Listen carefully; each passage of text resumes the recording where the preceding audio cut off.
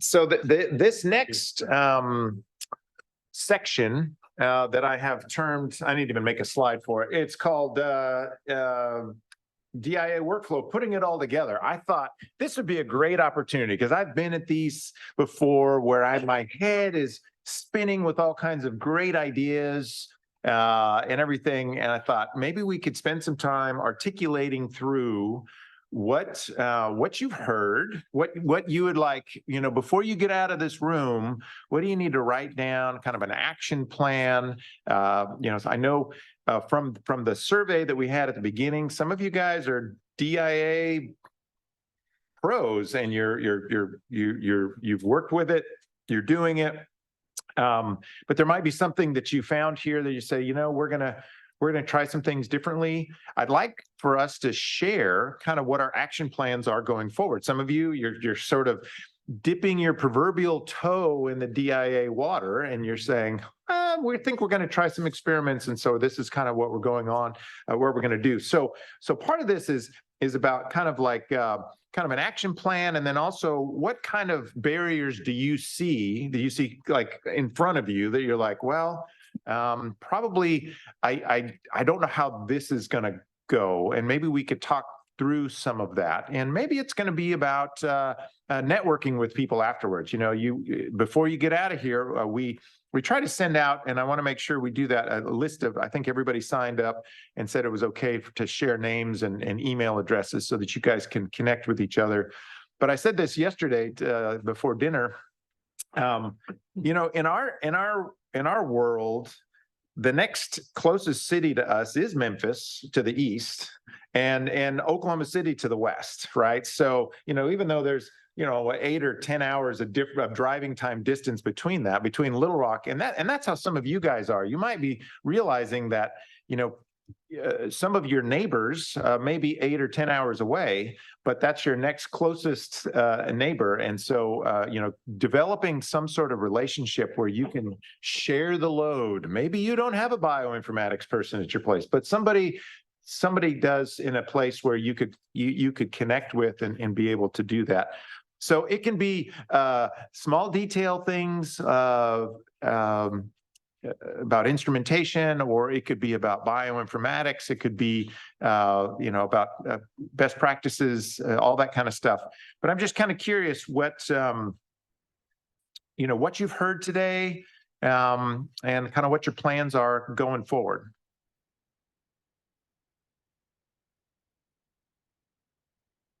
And I told Andy this could be a really short section if everybody's like, actually, we're good. We're all good.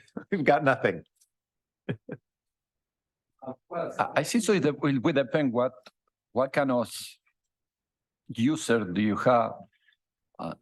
In our case, we have a challenge that we have a different levels. I don't want to say it that way. We have people who really are interested only to do something simple, but also you have people who really wanted to do something straight ahead. And this is something that we are working right now in a network to be sure that we can provide some webinar or something else to the people to show what are the resources available, what are the expertise, not only about proteomics.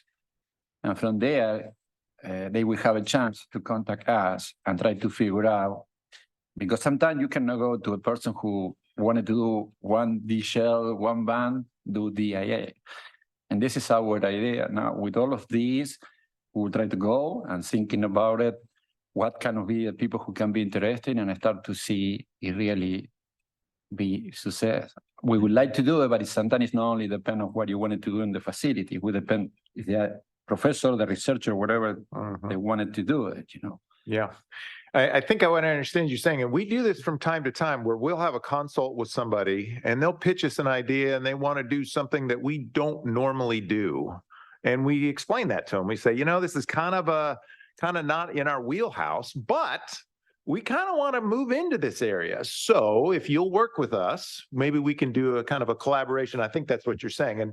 And boy, if you can get that pays great dividends later, because then you can use that as a kind of an example set once you get kind of the kinks worked out to be able to then have the you'll have the confidence, to be able to then provide that for other researchers. And Yeah, this is that we have been doing for at least a lot of time, is try to go one step ahead for two main reasons. One is to give a more opportunity of expertise to the facility, but that also we need to think in that when a researcher coming to ask to you for a letter of support, you need to have certain experience to provide a letter of support, because it doesn't make any sense that the researcher will apply for a grant and the support doesn't have too much idea. What, it will be two different people who will try to do something. It doesn't make, well, probably you will be done. And that was the reason that we tried to do a certain thing. Anyway, it was so hard because some people say, why do you want to do this and nobody's doing? But we're a core facility. We need to have certain thing ready to go because we never know when they come. Because also we need to consider the stable population. Sometimes you have a recruited new faculty and then coming with new idea and you wanted to have something fast to support this guy, and no, they need to wait probably 1 year. And also they are struggling with the startup package, electricity, and you will have something ready to give to these people, or at least start to work it. This is one of the challenges, especially at least in our state. In our state, we start to working in communication issues. I don't want to say, but it was a hard about rivalry. It was sometimes you don't want to do certain things because you are a competition. But now it's looking like that underneath we start to get it a good point. And sometimes it's coming with some idea. For example, you know how we could change this? They coming to invite me to apply for ECOR, for NSF, a big grant.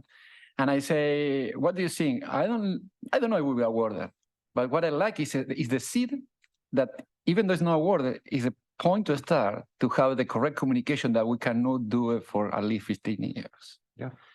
And sometimes depend on that. I think so that in our case, we have an opportunity to go ahead with this but at this point it's in a plan.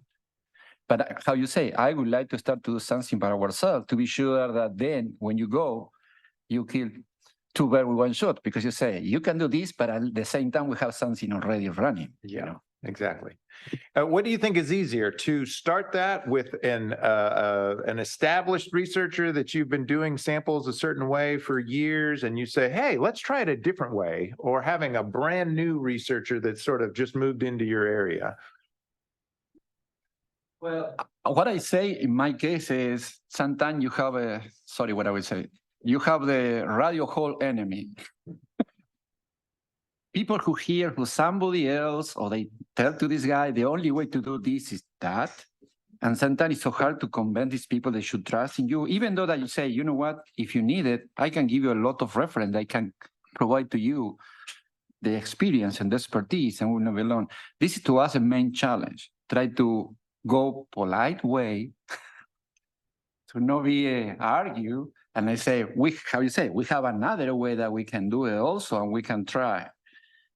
This is another challenge that I see sometimes. People come in and say, well, somebody told me that I should do it this way, otherwise it doesn't work.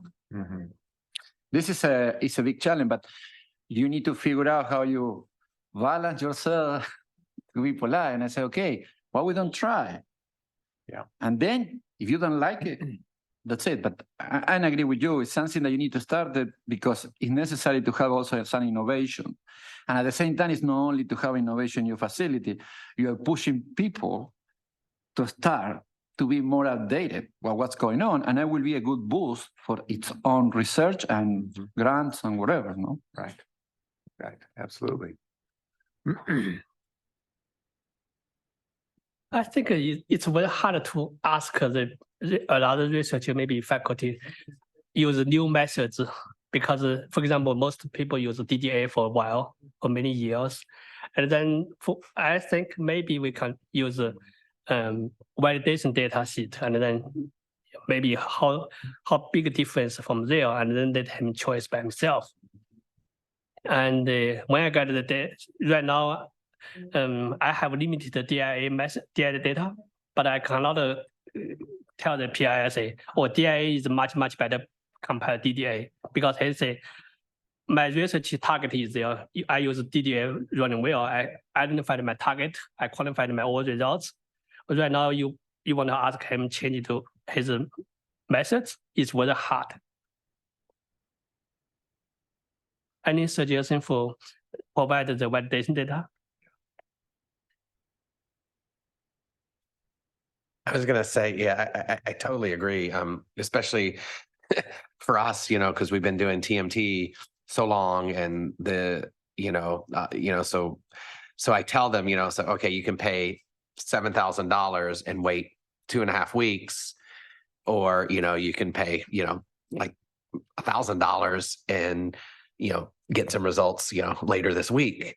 In one case, maybe we're only getting 6,000 proteins. The other case, we're getting 11,000. Well, I mean, my experience is that most of the PIs are like, no, we'll pay more and we'll wait because we do TMT. So I mean, it's really hard. I mean, the most success that we've had is with the more to be honest, it's more junior faculty, because they have less resources, less money, and they want data faster. So I mean, and I think one way to do it is you target some of the younger PIs who are willing to give it a chance, and then you sort of slowly build up your repertoire of what you're doing with those guys. So then you can actually use real data to show the guy that says like, no, I want to keep doing TMT. You're like, no, look what we've done for this 2 groups. Look at the turnaround time, look at the cost, and we're getting those things. But it does take time, and there's always going to be a few that are they're just stuck, right? They've been doing this for 4 years and they're never going to switch. And I mean, it's frustrating, but yeah, I think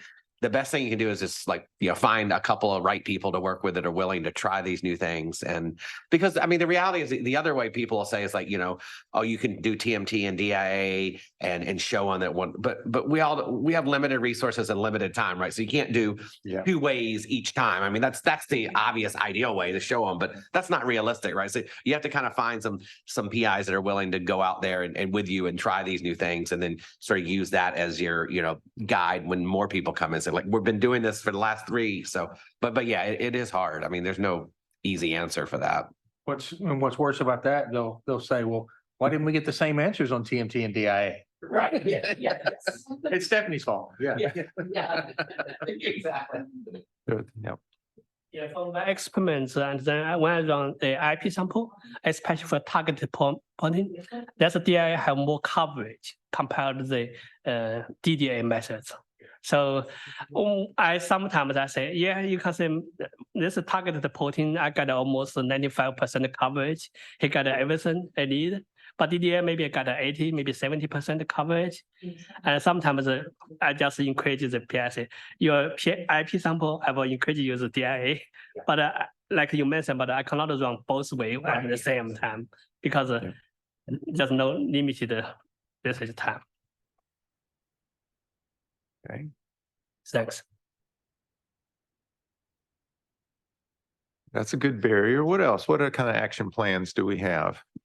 I guess I'd chime in and say, for someone who's just getting an instrument that can finally do any of this, this has been very helpful, because I think I need to hone in my expectations a bit. I think I can tell my users that we now have these capabilities, but we're not a DIA proteomics core, just because we lack so many of the resources to be able to make this work seamlessly, from biostatisticians to the ability to pack our own columns and get costs down, institutional support that will pay a service, visit and things like that. So I think that's the biggest challenge I'm going to have moving forward, is keeping the instrument, running the way it needs to run, but also convincing the PIs locally that it's worth, running their samples through our facility rather than sending them other places and things. And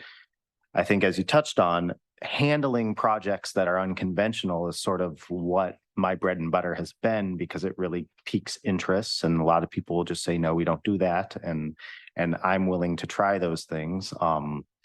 We also offer, voucher support similar to here that help people get in and do it, with the hope that if you provide a good service, that they'll just come back to you because they're comfortable with it. Mm-hmm. But I think all of the infrastructure that has to come together to really have a core that can do this 24/7 is a big challenge. And I think so, in the years to come, trying to transition, maybe show the university that maybe partner with other universities that would be willing to help contribute to getting all the factors that we need to kind of make this, to ever justify getting a second instrument or doing this more. So I see that as the biggest challenge.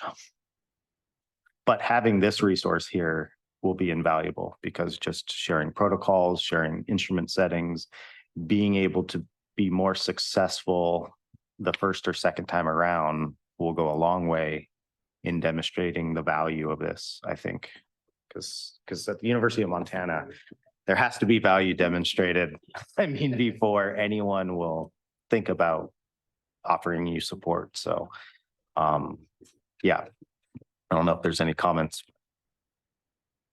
Well, I think you touched on something that I think is important, and that is there's so many different dynamics of this. There's just the logistics of running an experiment, right? Of doing the technical, having the instrument, having the know-how, the bioinformatics on the back end, all of that kind of stuff. But that is the problem that you guys, it seems like for those of you that spoke first, your mind immediately goes to the communication with people and the handling of the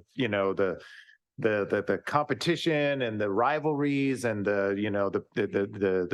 inertia sometimes you feel from people that are not, they want to, like, I think it might have been you, Eric, that said you kind of had a frustration with your administration. It's like they want to see it, like, without supporting it, they want to see it running successfully.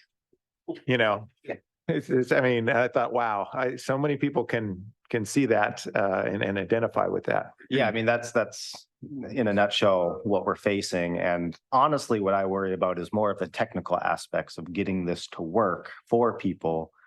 But I can't talk to them about that because if you even shade the idea that you might not know everything, it becomes, okay, we'll go somewhere, and so it's kind of nice to see that even the people in this room can admit they don't know everything, and so I'm surprised every week. And I say all the time that I can't do anything else in the world. It's the only thing I can do. And I've been, done Nano LC for as long as it's been done almost. And every week something happens that I haven't seen before. And I'm going, how can I have a problem that I've never had? But it always manages, right? So yeah, it keeps us humble. Definitely. It is humbling. We don't know it all. And this is, maybe not on subject. One thing I've been thinking about since the introduction, and Kirk mentioned what he's doing with stable isotopes and quantification. And I don't know if this is the direction you're going or if people have thought about this, but one issue that we have in doing experiments, we have batch effects and one experiment comparing one to the next, and people in TMT have used the super SciLac as a spike in to try to compare data sets that are acquired across time. I mean, is that something that you've looked into, trying to spike in and get an absolute quantity in a DI experiment to compare results now to next year? Yeah, we do use them as internal normalizers, but usually we make like a kind of a master technical mix if we're going to run samples at multiple times and try to bank that from a collaborator and run that with their next batch. We haven't been using the internal standards, which we probably should and could, but it just adds a layer of complexity to the data analysis that we haven't had the bandwidth to deal with. It's a great way though to kind of normalize across data sets and collect data sets collected at different places, which is even more challenging than at your own institution across different times. Yeah. I would be interested in it. Yeah. Yeah. And sometimes it's important, especially in our case, we say that everything that crosses in front of the lab is going inside of the lab, which means sometimes you have a certain kind of sample. And what we are doing is we are creating our own library because you don't have a standard control sometimes for certain thing. And this is what we try to do, sometimes make selective to say, for example, cockroach or venom from rat or whatever. or buffalo or whatever, certain things that are unique or deer, we keep because we know that if we start with a struggle problem, not only related with mass spec, also when you need to do upstream of the mass spec certain thing, and sometimes we can do that. We have some libraries about that because how you say it's good to know also how is the performance of the instrument, even though you can keep it updated or whatever, it really is working properly. I think this is a very important point, the QC.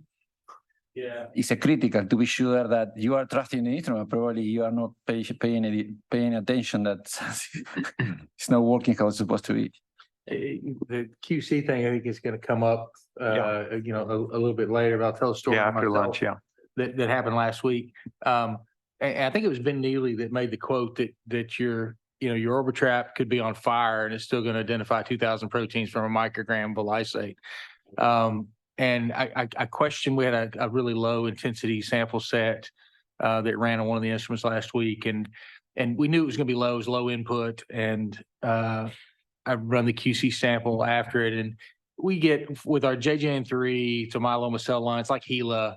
It's hypomethylated, so everything's turned on. It's the reason we use it. And we run 200 nanograms, and on our Eclipse instruments, we're looking for more than 3,000. A good day is like 3,500 proteins. And I ran it, and the data looked okay. I thought, well, maybe the fill time's getting long. It identified 1,400 proteins. It's like, oh my gosh. So I'm going over to turn it off to clean it. I'm going 1,400 proteins. That's like the worst I've ever seen. I got to look at this, look at this data. Oh yeah, how is it so bad? I'm looking through, it's going, well, it really doesn't look that bad. Fill times are a little long. I'm just scrolling through MS2, MS3, MS3. What? I ran TMT method on a lysate. Yeah. So I managed to do something stupid at least once a week. But yeah, it turns out, I ran the real sample. It was like 3,600 proteins. Okay, well, nothing's wrong. But and another thing that we add is my personal experience. Never try to do anything Friday at 4 p.m. Friday at 4 p.m. Right. The last time I put it to run something, I wanted to be confessed because it's embarrassing. I say, what's going on? Yes. I tried to figure out the most sophisticated problem or whatever. And suddenly I say, we go to the sample. I didn't put the sample to run. Friday, you got to try to get everything running over the weekend. And so. Let's go around here. What do you have over there? What's Idaho thinking when you get back, Kativa? Actually, I get really motivated by this symposium. So first thing, I gave up already on my instrument that I cannot analyze with 200 microliter, but now I think I can because yesterday Mike told, so I'll go back and start my protein analysis. I have standards. And I'm very fortunate in that way, like Idaho, our school is so small. So nobody comes and, tell you like here, PI argue with you. In my case, it's not like that.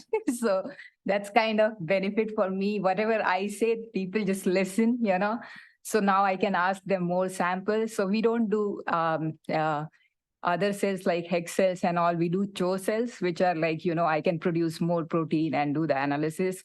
So that is one thing, good thing I learned.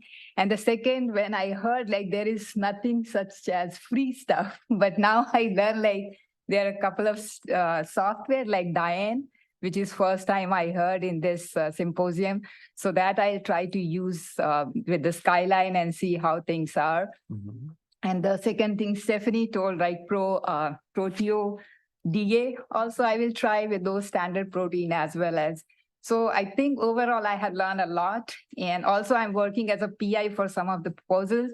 So I got good connections with the other people so that, in future I can communicate with them and get some kind of support letter or something so that, my grant can be. And the third thing is, regarding the MRI grant for the Thermo Fisher. So that also I will talk to a couple of people and see. She told me, Helen, that she will help me because she has been successful in Mississippi and other schools. So yeah, so for me, it's like, win-win situation, coming this far and learning a lot of stuff. Wonderful. Yeah. See, it's not all bad people. All of these pessimistic, Yeah, freeze, Crusty. yeah, freeze. She's the- so shiny and, excited still. Good. Yeah, yeah. Thank you so much, Yeah, for free stuff, yeah, I always go for free because, yeah, ISU doesn't pay like 15K or 20K for these kind of software. So we try a little small stuff. Yeah, that's right. That's right. Yeah. Do what you can do. That's Yeah. right. Thank you. Mhm. Sure. You got something to add? Yeah, I agree because just now I'm thinking about before I come in because I only have one PhD request DIA before, so I'm trying to set up that method and then get the limited data, and then that's the only fine for the target protein is work well. But from this meeting, we learned a lot of stuff and then think about how to measure the data.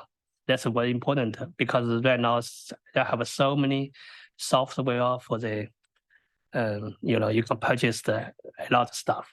Mhm. And for me, I maybe will try Steven that Proteomics, Mhm. and also I didn't use Dan before because Dan for me I think that's just export the Excel file and then user analysis that. But we already have PD software and normalize everything, sort everything. I think is enough.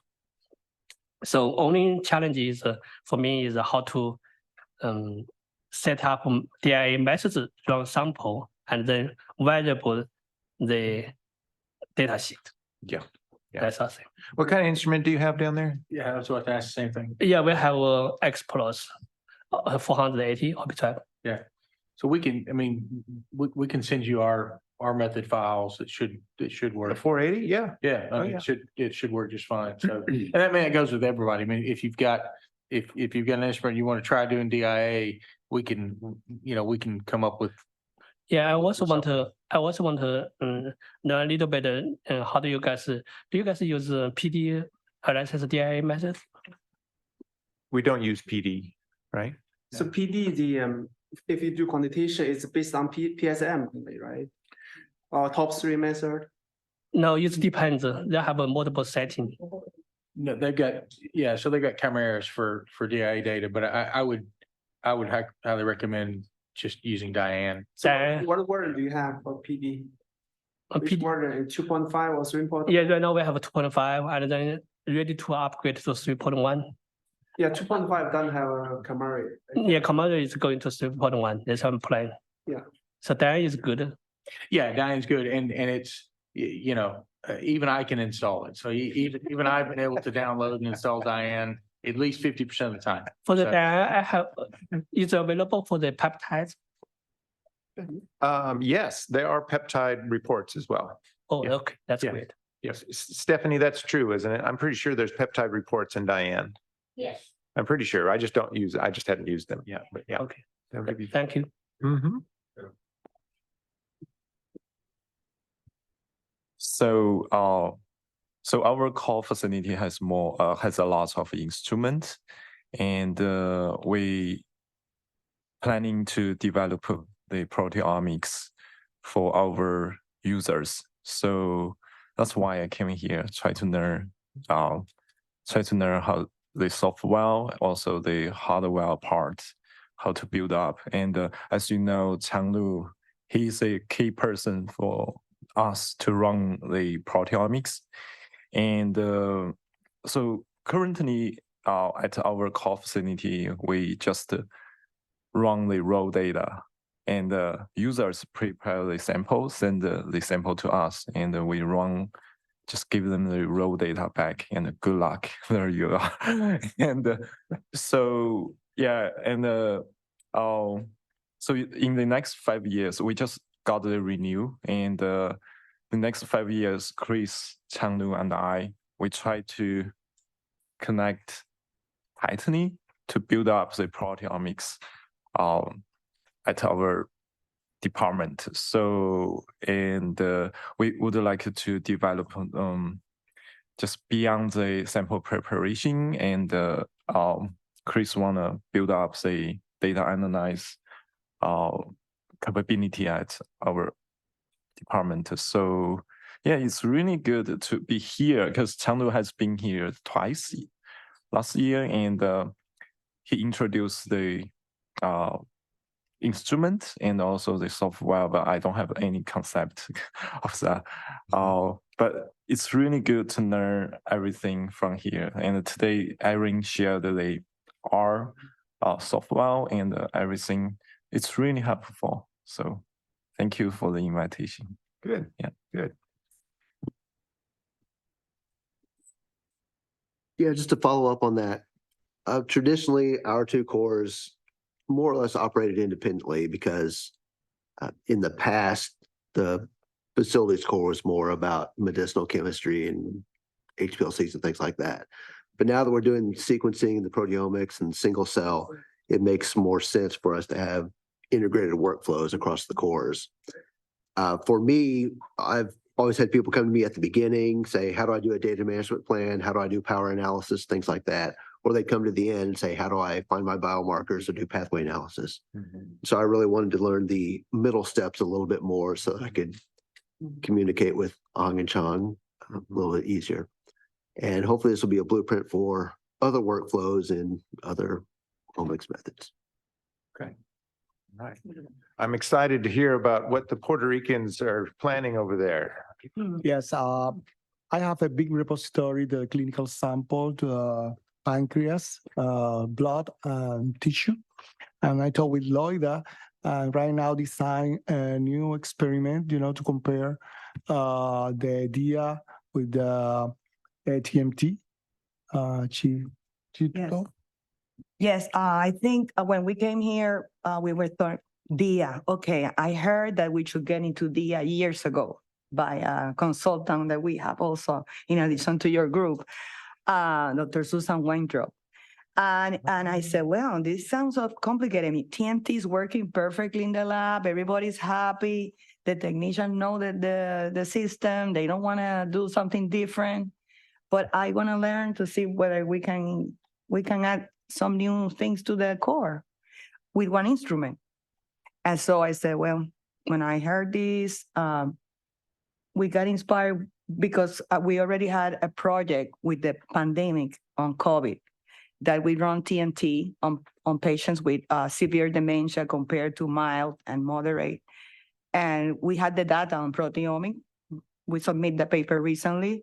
So now we're thinking about working together, and he and I that took this class and see if we can do DIA on those plasma sample and also download the Diane, and that is free, and see whether we can work together to also involve the technician, in the low, when we don't have that many users, samples running, because I suspect that, for example, 30 samples of plasma, how long would that take of the instrument in DIA? I don't know. So it would take, how long would that take of a Q exactive?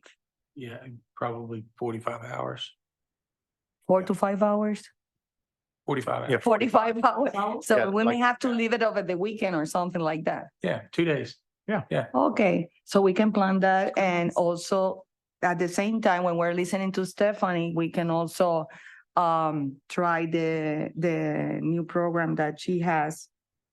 I'm not good at R. I don't know anything about R. I'm like, I'm with you.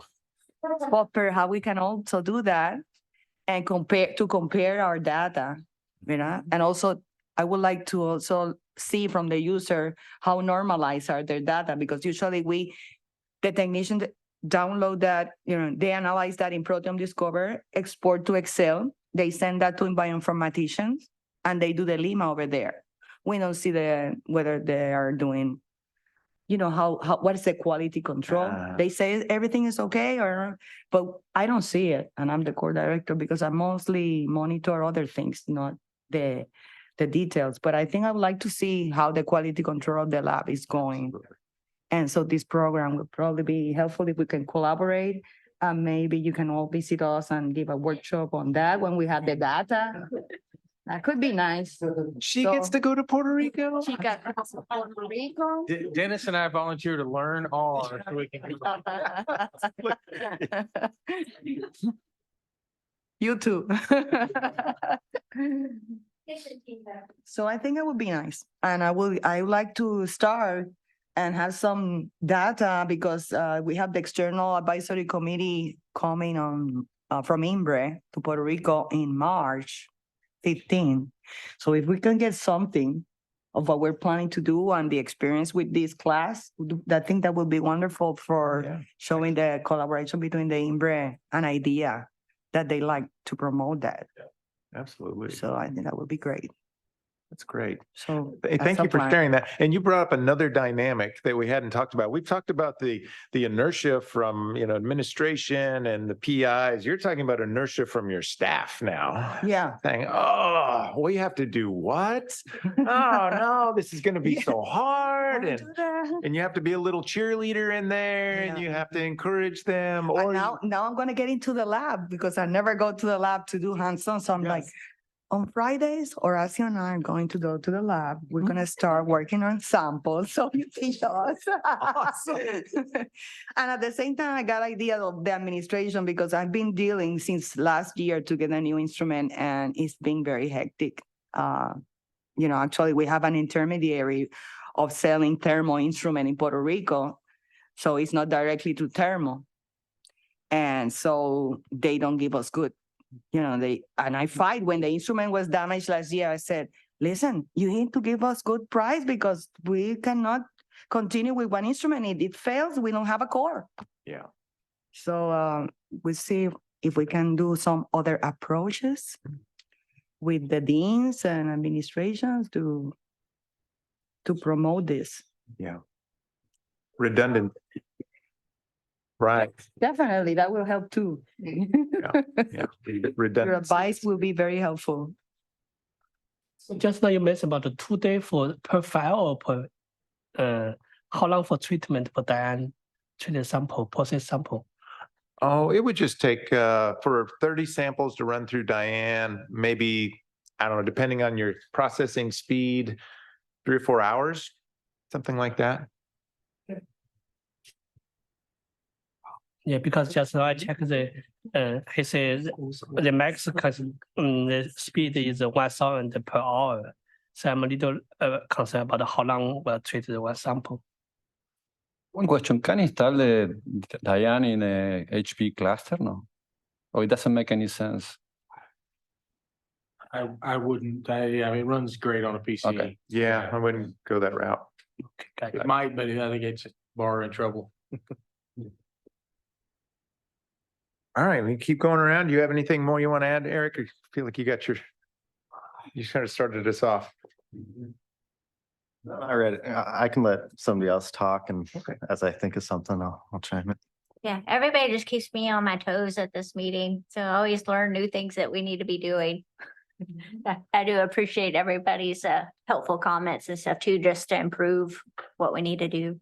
I guess I have one question regarding DIA in general, and something we didn't really talk about because it's a lot simpler is I do a lot of characterization of purified proteins for modifications and things like that.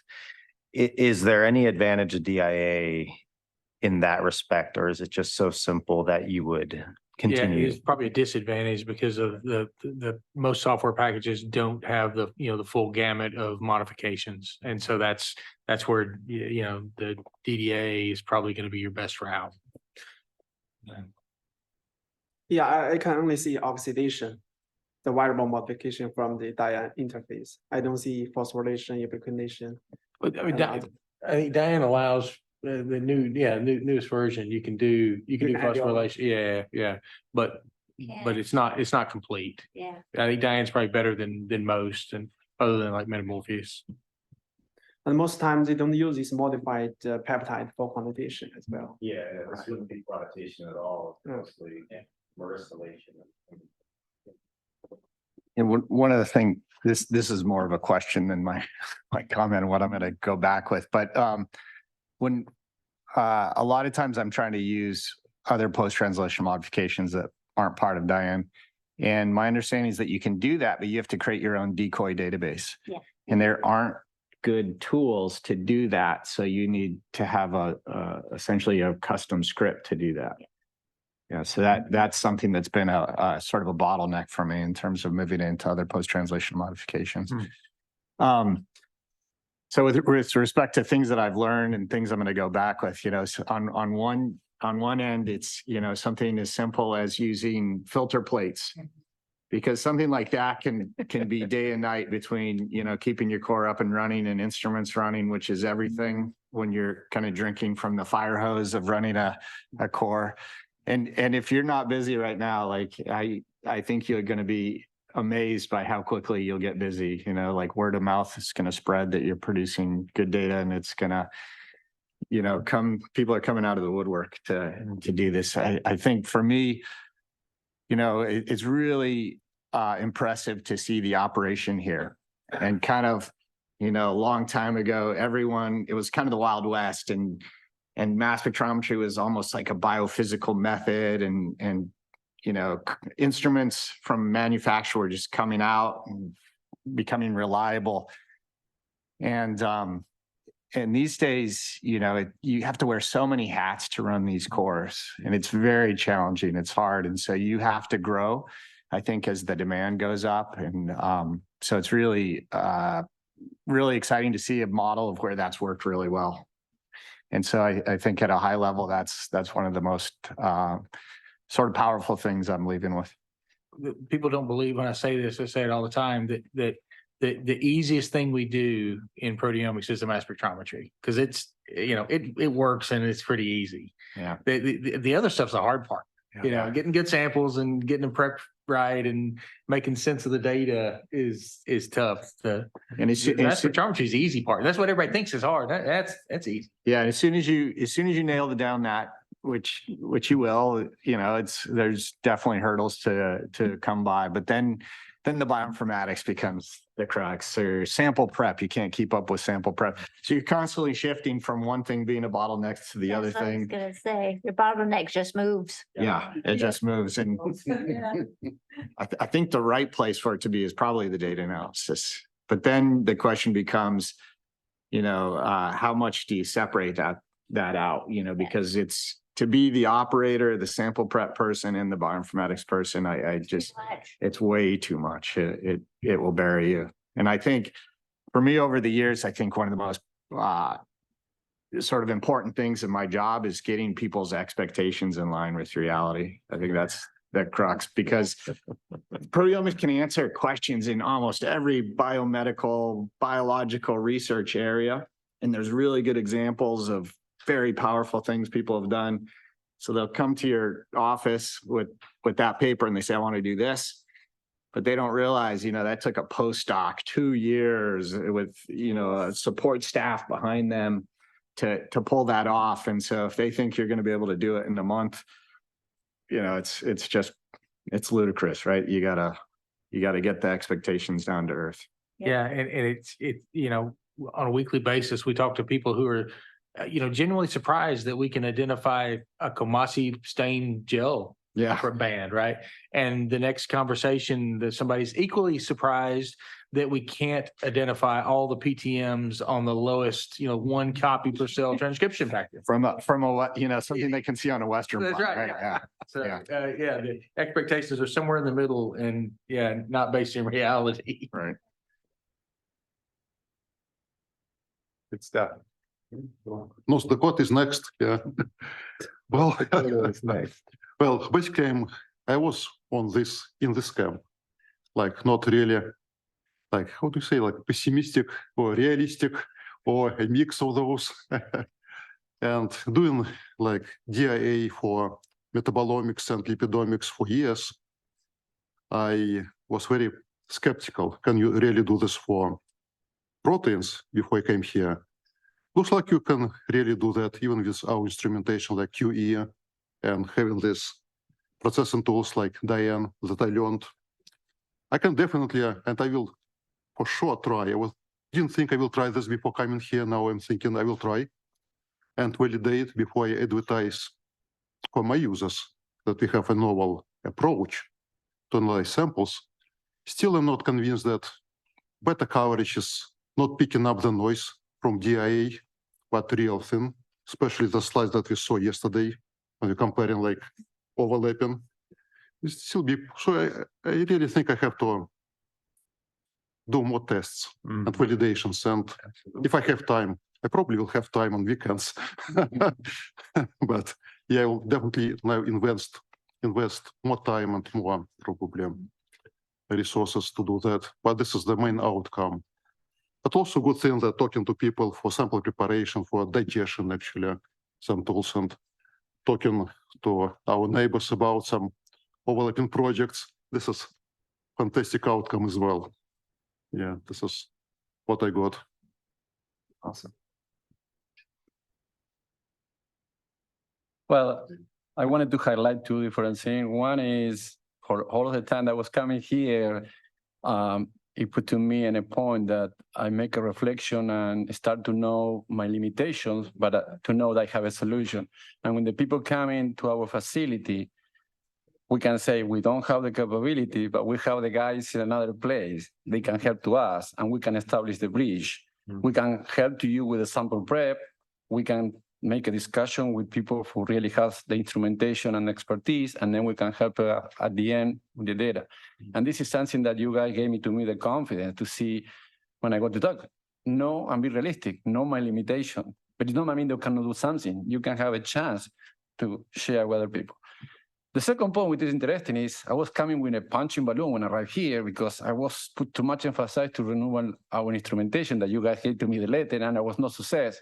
Means I cannot be a politic because I cannot convince many people to buy an instrument. But suddenly you guys coming with something to have us the possibility to reinvent it.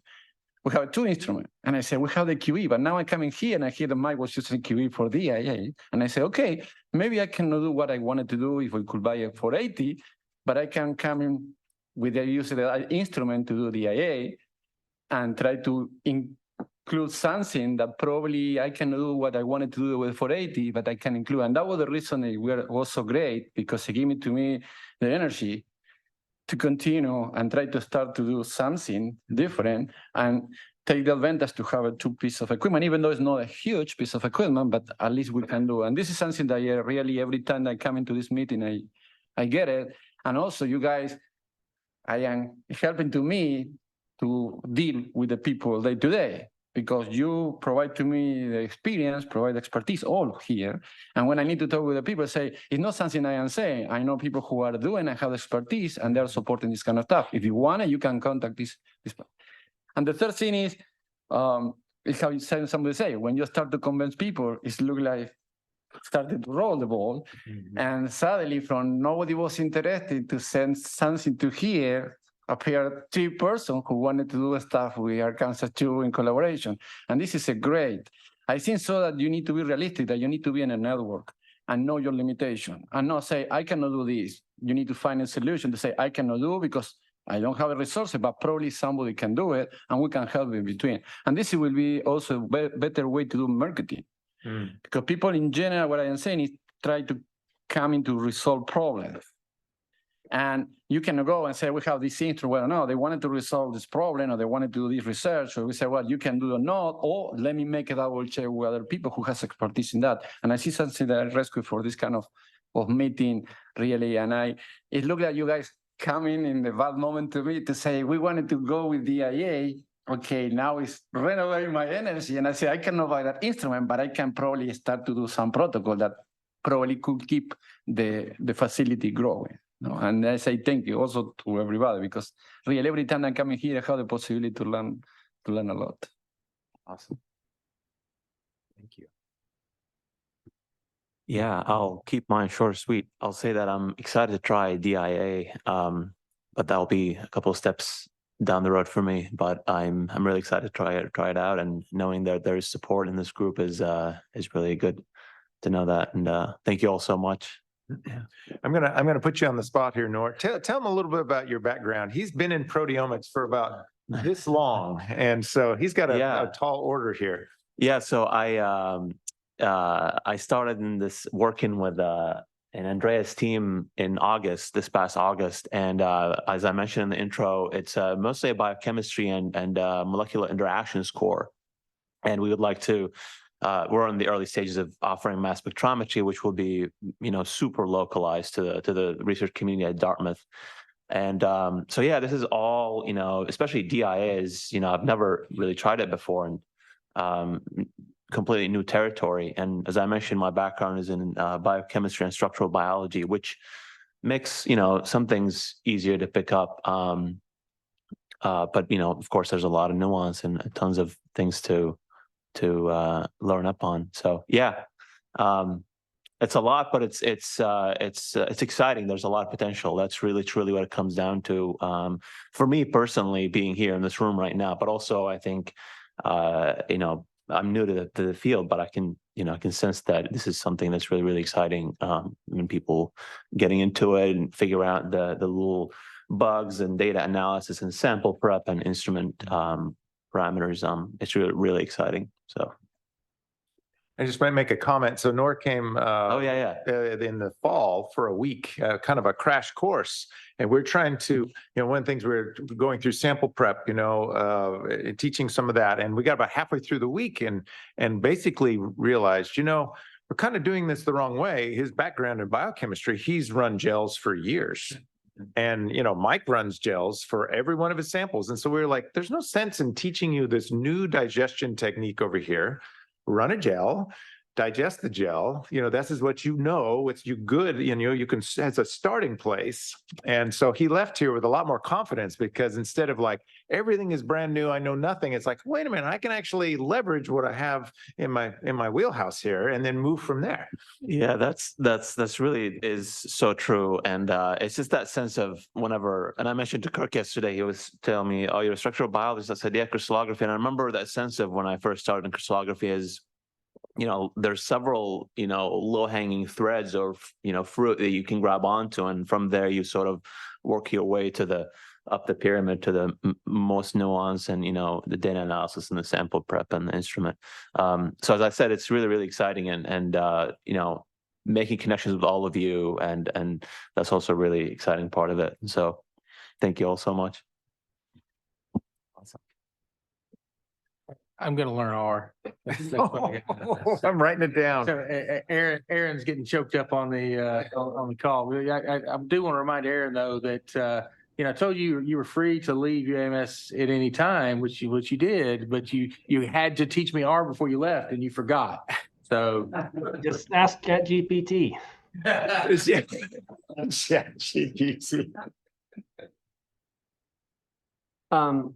Well, what I want to say is that this is such a great opportunity to talk to colleagues.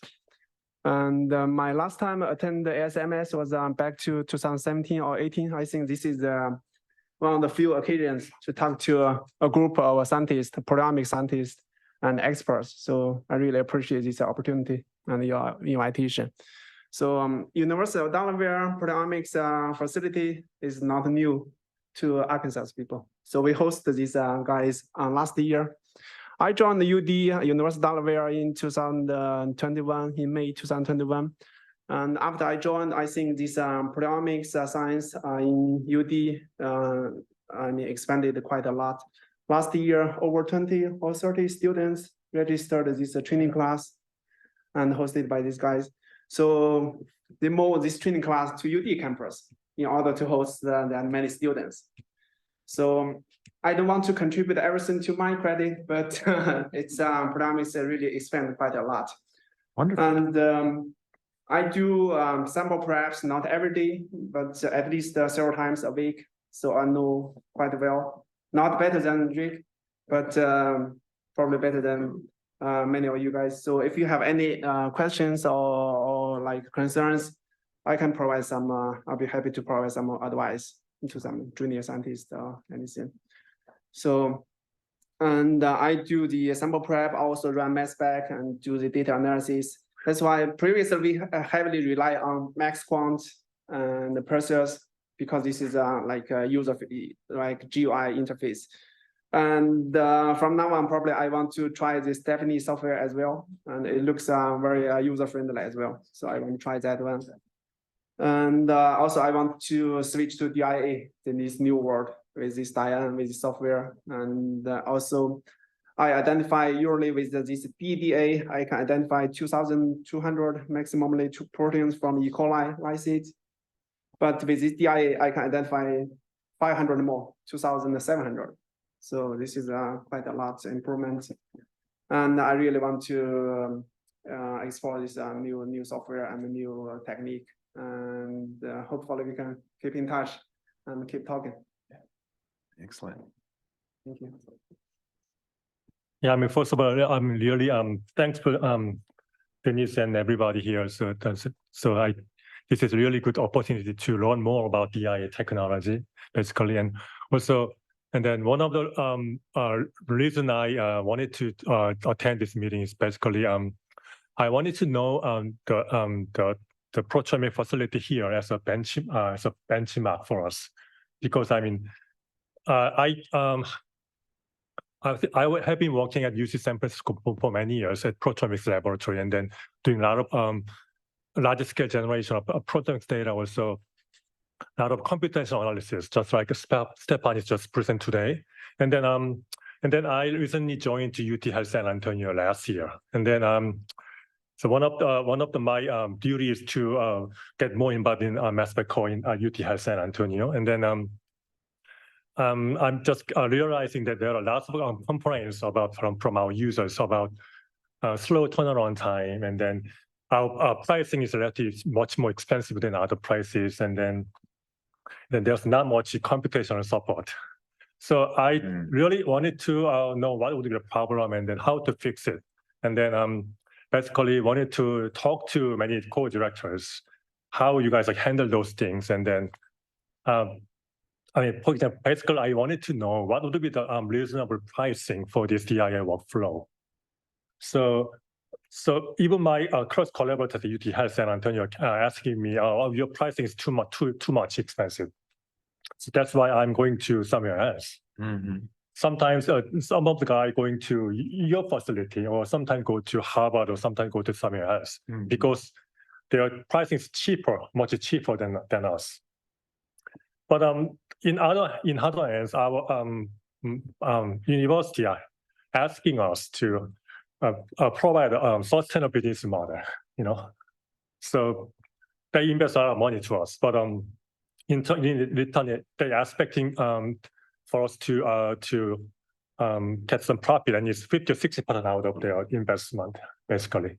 But right now we are a lot lower than that. So I'm trying to, I mean, get some balance between the pricing, so we can make some business model, and also have to satisfy our core users. So really a tough business. Also at the same time, we need to make happy our core staffs as well, right? So this is really so being managing a co-director is really not a easy business. I realize. So I'm really wanted to know what kind of the solutions and then the tips, how you guys are running a really good sustainable core facility here.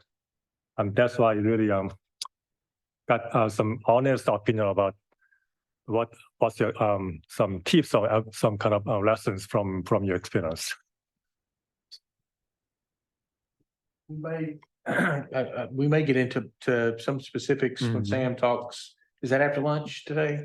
Yeah, that's right after lunch. We've got some of those things that you just talked about. We're going to go through our best practices for managing a core facility. And you know, and I think something that somebody had said over here earlier that, you know, is kind of is the expectation. I think that's one of the hardest things, is especially with, you know, vice presidents for research or whatever. They come in and they say, "Oh, you got to be sustainable, right? You've got to be able to show that you can bring in the amount of money to support your core."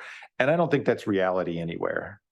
Without institutional support saying we're going to, you know, provide this amount of money and it's just going to go away. Like you're going to charge people, but that money is going to go to supplies or consumables or whatever. You got to have some realistic plan like that. I don't know if Dave Quillisi's on the line, and I don't know if he's able to speak now or not, but I know Dave's fought this battles, and I don't want to speak for him, but I know one of the things, I think he went to his provost or vice chancellor for research, and he had a great idea about, you know, instead of just giving a subsidy to the Corps to keep us running, use that money for a voucher. Because, the Corps is going to spend the money anyway, but this way, researchers get benefit out of it. And so if you're going to support the Corps with a certain dollar figure, essentially run that as a voucher program. I know, Dave, you may want to speak to that. I probably butchered it. No, you're right. All VPRs want sustainability from their cores, and it's not realistic, right? To be 100% sustainable. One of the things that we did in conjunction with our Embray is put together service awards, where we have 3 times a year service awards that go that people can request up to $2,000 for our core for a project. And then after Embray started this, since Embray only funds medically related or they're kind of restricted on what they can fund. The VPR, because we were getting interest from our biological groups or our chemistry groups or engineering groups that needed funding as well to use the core, the VPR started matching that. So it's really good. It's a really good process. It works really well for people to get a data set, preliminary data set, basically for either a manuscript, a student, or even an R01 to move forward. And it's worked really well. It's been going on for about, 7 years, 8 years. Alan would know too. Alan was part of our external advisory, and that's more on the management of the cores that they'll talk about later. That's something that's really good to have done, is to get outside people coming in and taking a look at your core and what you're doing. Some people look at that as being bad, that somebody's looking over their shoulder, but if you get the right people there, it's really good. It really supports the core. All the people that you want to get in there, other directors to come assess your core, are there to help you, not to hurt you. And it's really helpful. So that's really helped us out a lot. I will also say that adding a new technique is kind of seems to be a daunting task. So about 5 years ago, we transferred from TMT analysis to DIA. And that was, again, because of the software that became available. And so now we strictly do DIA. We had a really robust user base at the time. So selling them on a cheaper technique was not too difficult. But now we are moving forward, and we are looking into the space of single cell proteomics. So that becomes a little bit more daunting now because that's more instrumentation. But one of the things that we did is we had a single cell month. So in January, we put together a single cell seminar series for researchers and students on campus to attend. And the turnout was really good. Kind of demonstrates to us what the need is on campus for a new technique. Also demonstrates to administration, because the associate VPR and others were also at these seminars, so they can see the need as well. So it's not going to be easy to add something that different to the core, but we have to find different ways to be unique ways to get our user base engaged. And so that's what we did. We had single cell month last month, and it went off really well. We had probably 30 to 40 people at every seminar, so it was really good. So just another way to add another technique and to grow the user base. Dave, can I ask if you can remind us, there was a story you said where when you were trying to educate some of those above you about the sustainability factor, and you did a survey or you found some information. Can you talk about that? Yeah, oh, yeah, sure. So back in 2014. So that's 10 years ago now. We got a new VPR. And so when you get a new VPR, they don't usually come from a background of knowing cores. And they want 100% sustainability. At least ours did. One of the first meetings I had with this individual was, I will fund your salary for another year or so. And we were at the tail end of our life expectancy of our instrumentation. And so I said, there's no use funding our salary if we can't upgrade the instrumentation. And so he said, well, I don't know what to tell you.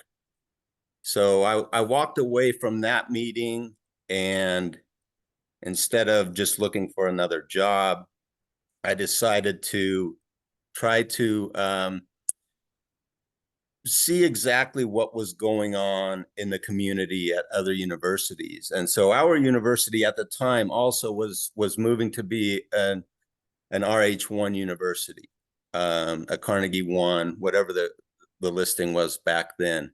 And so I reached out to all proteomic cores at Carnegie 1 institutions. And at that time, there was 108.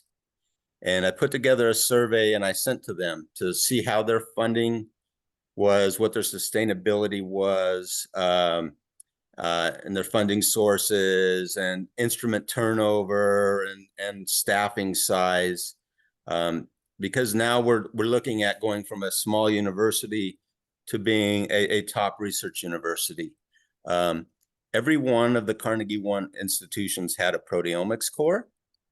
And so all of them, so I only had a few weeks to turn this around. So in about 2 weeks, we had 50-ish of those 108 respond. I put together the survey, had another meeting with the VPR, and he says, that's fine, I don't want to look at it. A couple weeks later, he called me asking about it because he had another core that doing the same thing as me as far as sustainability, right? Nobody's 100% sustainable. It came back. The bottom line is there were 2 universities that were 100% sustainable, Stanford and Harvard. Kind of makes sense for their cores to be that way. None of the others were, with most of them being 50 to 30% sustainable. So they were only bringing in 30 to 50% from recharge. So this was really the selling point for our VPR. Really opened his eyes to see that it wasn't possible. He had 2 decisions to make, right? Either shut down proteomics, or if you want to be an RH1 university, move forward and support proteomics. And so he chose the latter, fortunately. And so we have progressed and grown the core. And so the rest, I would say, is history. That doesn't mean that 2 weeks ago I didn't have a meeting with him and he says, you need to make more money. They're always going to say that. Reality is what reality is, right? You're never going to make 100% on being sustainable at our size research universities. We can only hope really for 30 to 50% from the numbers I've seen. Can I ask a question real quick? Yeah. So Dave, when did you have to convey return on investment? And if so, how did you do that? And then also, is part of your, I mean, when I think about this, you have NIH overhead that goes to the institution for infrastructure, buildings, lights, maintenance. But some of that to me conceptually should be for the research infrastructure. Did you use that as a selling point? Yeah, so for the overhead, some cores I know get billed for that. We do not, which is fortunate, right? So we do not have to play into that and have any payback on that, which is really nice. that was never something that was ever in place. And so hopefully it never becomes that. But I know Brett Finney over at Davis pays overhead on that. Sorry about that. So when you talk about investment, are you talking about for the instrumentation or? Well, what I'm thinking of is, you have different metrics of output, the number of grants you support, the number of publications, the number of investigators. And so but to really quantify that in terms of dollar amounts is extremely difficult. But it'd be really nice to say, if you put in, $100, you're going to get $400 in return. Did you have a formula, or how did you sell kind of your value? Right. So early on in this process with the new VPR, there was never any tracking on grants, RO1s that were funded or unfunded, at least just submitted, that used the core. And so that was one of the metrics we really wanted to start tracking. So working with OSPA, we put that into grant submission applications through the university, that you have to check a box of what cores you are using, so that they can then track how many RO1s, what cores are benefited from how many RO1s. So that was one of the metrics that we were able to start tracking. And so now we're 10 years later into that. It's evolved even to more cores. And so that's one of the ways that we track how much usage the core gets, other than what our sustainability is on, so that if we get 100% back for a staff person and consumables on that side of it. And so that does that really answer your question on how we don't have a dollar per dollar, but we have a metric now on where we can track how many RO1s are benefited by using the cores. Yeah, I think that's really helpful. And a lot of these decisions that are made at a very high level, if you go in with data, I feel like you have a much stronger case. Right, for sure. And then we always track, right, letters of support for how many individuals we service every year, students, new incoming. And so we do track, we keep all those metrics and have for the last 15 or so years, where we've tracked that.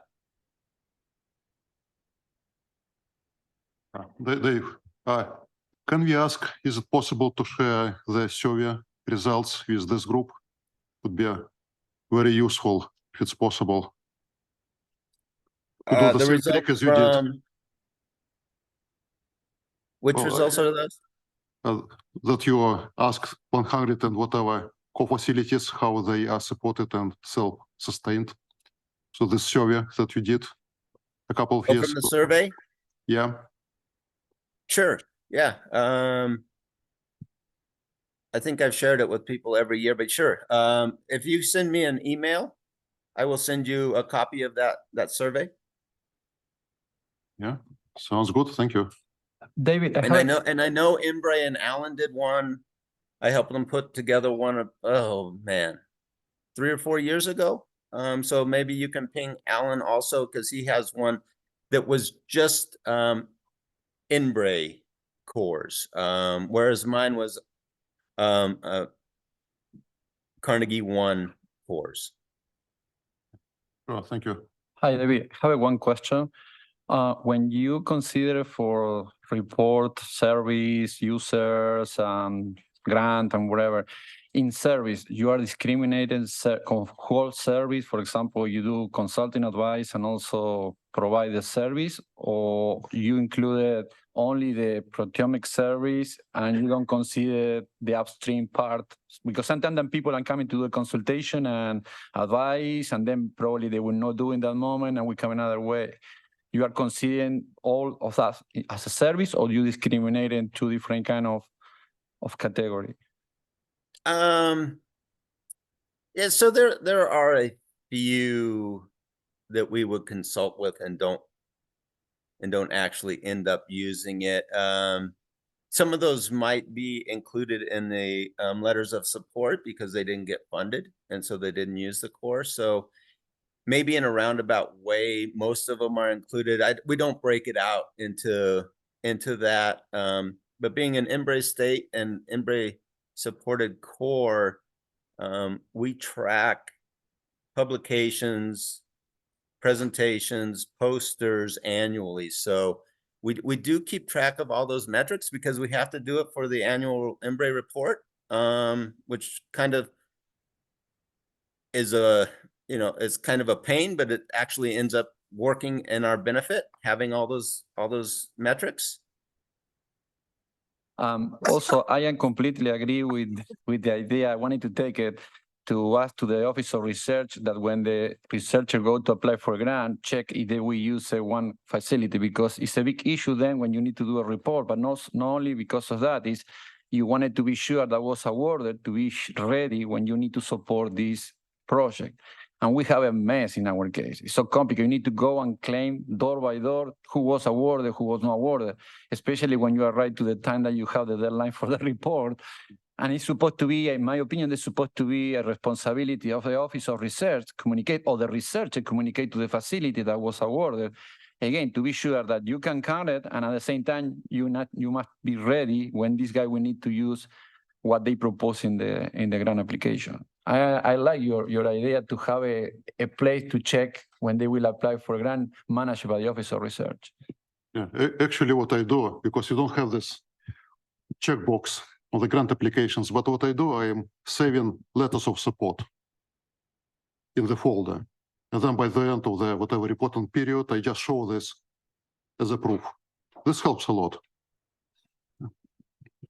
Well, in our case, they ask, okay, you give it, but tell me what were awarded. And you need to go and cry. They say, can you tell me this? And I think so this, not because you don't want to do it. It's responsibility first for the researcher to communicate to you, because you need to counter that. And also at the same time, you wanted to be ready when this guy wanted to start to do something because it was awarded. But I like the idea of that. I will try to propose to my supervisor, they can propose this to the Office of Research. It's a good point because it will not need to go. They direct check and they will be automatically registered. Yeah. I want to chime in here for a second. You guys may do it differently there in Nevada, but Stephanie kind of keeps track of papers and publications. Tell them how you do that. Yes, I'm actually using our Monday software that we have for the tracking system and created a separate board. And so I flag it on the type of project, whether it's DIA, TMT, label free. And then I put if it's a letter of support, or if I've given out methods, publications coming. So I have an entire table of all those metrics, where they're coming from, what project it's associated with. And I just kind of keep it as Sam sends out a letter, I add the title, and because the titles are important too, if I want to go back and see if that grant got funded or not, and try to track those metrics. But any information I get through email, I just make it into I have a consultation board. So I'm also tracking pre-consults, post-consults, how much time I'm spending in meetings. Because for me, my percent effort is maxed, and that becomes a valuable metric when I'm fighting for time. So anything I can think of, I'm tracking. Yeah, good deal. We're going to talk about Monday after lunch. We're going to spend some time just showing the Monday software again. And just even in the last year, I'm really surprised at the number of changes that we have made. As we go on, it is becoming by far. I mean, we look at the cost per user that we pay for this. There isn't anybody from Monday on here, is there? But they're not charging us enough, because we are getting so much value out of this software to be able to just keep all of us connected. And like she said, trying to go back into your email and find information is a nightmare. So this is actually, the main one is for the proteomic stuff, but I hijacked it for my bioinformatics core also. And so this is where I've kind of started this consultation tab. So I have the project ID, I've got, you know, all the contact information, but this is where I'm tracking the service requests, because I also do the genomic side, whether it's RNA-seq, all that. So I have my pre-consults, my post-consults, I've got the date we met, if it's grants funded, any publication information, I've got some of those all buried through here, what type of grant mechanism it was. So yeah, and then I can export this all into a table to pull together reports and things. So there's that one. One question about that, Monday.com, do you as a core pay for that full, or do you charge users for that? And no. In your rate. Yeah, so our users don't get to see this. And people always got excited because they thought, oh, we're going to get real-time tracking of our samples going through sample prep and all that. That's not what this is for. This is just for us. Because see, like this is like emails from a single cell project, and we're going back and forth with like how to set up cell typing. So I get these long emails on descriptions of how to do stuff. So now me and my team know where all the project is. We know what we're doing. We've got all the information actually for this project in one place. And then I can actually assign different bioinformaticians to different projects. So we know which staff is actually working on the project. There's a lot of, can't keep up with my life without it at this point. I used to remember every project we were working on. I think that's excellent to keep track of the user, because it takes an effort to look at the emails, meetings, to follow up Yeah. how they're doing, what they did with the data, even after That's why gets out of the core. this may not be what I should be doing, but what I do is when I send out the data, I hold back the method right up and I have them request it later. And because at that point, they're usually working on the paper actively. And so it's easier to track the papers and make sure we get our acknowledgement into the paper. So I actually don't send the I don't methods send the with the methods data. immediately with the data. I think I'm gonna start doing that, because what I discovered, they publish That's it and then brilliant little things that- really.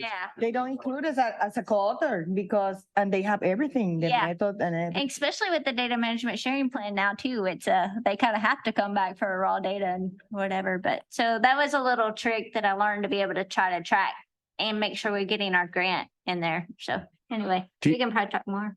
Is your sample submission form integrated here? So when people fill out what they're submitting and what species and all this information, is that tied into this directly? Not directly. We do have like that. So this is all our incoming stuff that we're about to get slammed with. Sample prep. So we do have like number of samples, the organism, which helps me set up the database search, location of the freezers where we're putting some stuff. And then we kind of have to have a conversation on what methods we're using for the different projects. My bioinformatics, of course, is one I'm looking at. But you have this whole board, and it's going from one queue to another. So as you finish your sample prep, we go into the instrumentation. And one of my favorite things is when you click on this and you hit done, it gives you this nice little warm fuzzy thing and, moves to the other queue. But I won't do it now because we'll lose it. But database search is kind of where I'm at. So and actually I queued these up, so I need to do this now, is go in here and you can say this one is being worked on. And because I did that this morning. And so you kind of track it as you're going through the process. Then I get my bioinformatics and then I send it to and this one, I'm particularly waiting on the PI for information. So when it looks like it took us a long time to finish this. They can scroll over and show the dates. Yeah, because it's not me that's causing this delay. Because we have kind of an estimated 8-week time turnaround for projects is what we tell people. But that delay is actually the PI, not us. Yeah. So I kind of makes me feel better. No one else knows this. But but you kind of put that in there. And then what we started doing recently is sub items. So is there a problem in the QC? Is there, so this really helps me on the QC when, oops, I went too far over. When I talk to sample prep and I see something in my QC plot that looks weird, and they're like, well, that one was really bloody. And you can have that conversation, and now we understand the data better. Which So- goes back to what Loida said about not having QC, like you run the samples and you never see after bioinformatics. So it's so great for us to have bioinformatics, sample prep, all of us together to be able to talk at the end about a project, to at least set eyes on it one time together and have these discussions like that. Yeah, actually, I did talk to the bioinformatic people because it's part of a big group of the same grant. And I said before, when they're consulting the bioinformatic, please include me in the meeting because we have to give our insight before the paper gets out. Yeah. Because otherwise there's a disconnection. Yeah, Would absolutely. they think they finished that part? Yeah. Yeah, they just. We don't have to do. And this program sounds great because every year we need to do two different kind of report in our case. One is for the NIH, IMRI, and you have a several different category, and the second for your evaluation. You know, that is something that you need to do by hand. It's so complicated. You keep a record, everything detail by detail, and which is great. I think so. Yeah. That is one thing about the Monday software that's weird. If you use the automated function where you change it to your tags to done and it moves to the next queue, you lose that tag information when you export the report. I had to do our own coding on the back end to get it back. So when I set up my queue, I don't do the automated one. I just move it myself. But if you use their automation, you're going to lose all of the tags.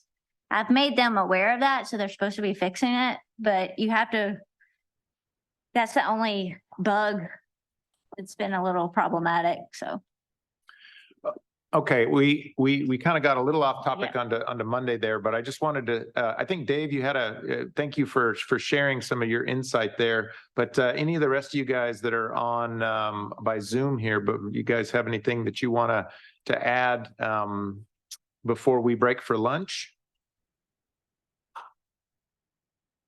I know Mike is probably in a truck somewhere driving or something. I don't know if he's gonna come in, but Mike, you'll be happy to know we do have cookies. I'll need cookies here. Don't worry about me. No, I have nothing really to add. All right. Yeah, I'm good. I'm saving my question for the what's the biggest challenge to DIA? Yes. Okay. That's what we're going to discuss during lunch here. So, and then we have, Corinas. I'm terrible with names. Corinas. Are you on? Is this, would you like to introduce yourself? Hi, yes, I'm here.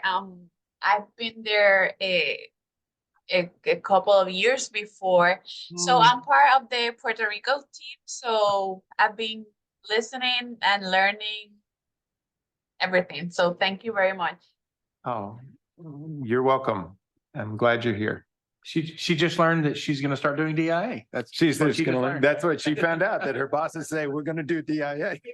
Want to do it. We're So trying. only you will be start to doing DIA. Okay. Well, we're up against a break now.